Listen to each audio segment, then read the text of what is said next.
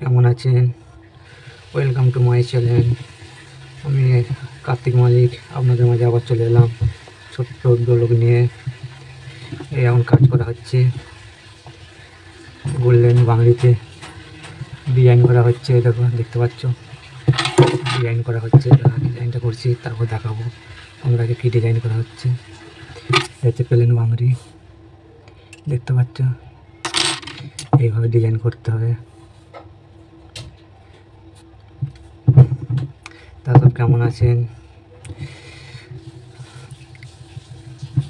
এটা স্বস্তিক ডিজাইন হচ্ছে, স্বস্তিক, এটা আর কি স্বস্তিক ডিজাইন,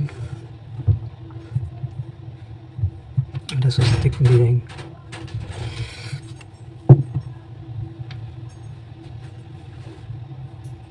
ডিজাইনটা হচ্ছে, এখন চালু আছে, টাইম লাগবে ডিজাইনটা। তারপর এটা কাটিং হবে আবার। দেখো, এটা হাতে ছিনি মেরে ডিজাইনটা করতে হয়।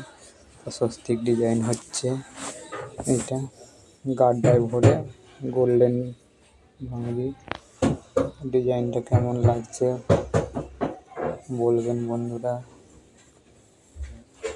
দেখো ডিজাইনটা দেখো, তারপরে বলবে হাতের কাজ তো কেমন, হাতের কাজটা তোমরা বলবে কমেন্ট করে।